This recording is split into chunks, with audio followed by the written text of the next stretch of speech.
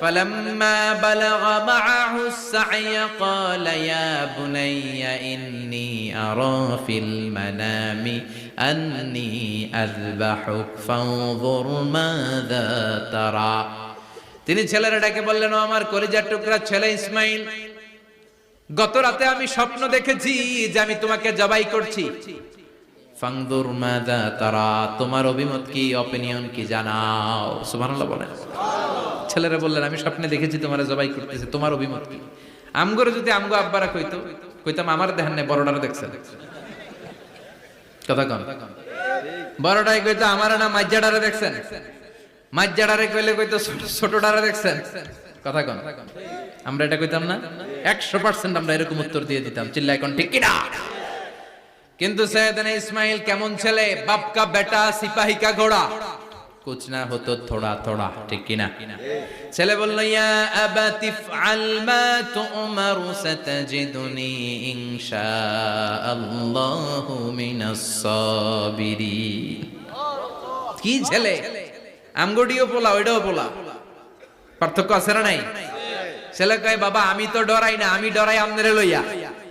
আমনে ডরান কিনা, আপনি ভয় পেয়ে যান কিনা ওই টেনশনে আমি আছি। আপনি যে আমার এত মায়া করেন, আপনি যে আমার এত ভালোবাসেন, আমাকে শুইয়ে দিয়ে যে জবাই করবেন, ফিনকি দিয়ে যে রক্ত ছুটবে, আপনি ভয় পেয়ে যান কিনা ওই ভয় আমি পেয়ে যাই। আমার অন্তরে কোনো ভয় নাই।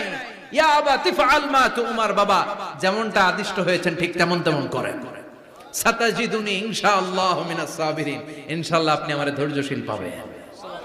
এরকম ছেলে আমাদের ঘরে ঘরে থাকার দরকার আছে না নাই?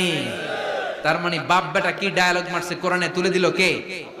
আমি আপনাদের খেদমতে সূরাত আল বাকারার 124 নম্বর আয়াত তেলাওয়াত করেছি। এই আয়াতে আল্লাহ তাআলা একজন প্রসিদ্ধ নবীর ব্যাপারে কিছু তথ্য দিয়েছেন। এই তথ্যগুলো আজকে আমরা শুনবো ইনশাআল্লাহ। পড়েন।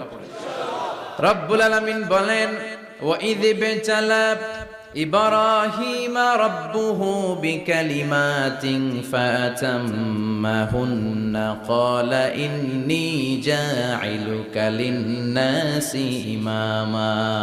সুবহানাল্লাহ পড়েন। যেই নবীর ব্যাপারে আল্লাহ তথ্য দিলেন ওই নবীর নাম ইব্রাহিম আলাইহিস সালাম। সবাই বলেন কি নাম? চিল্লায় বলেন কি নাম?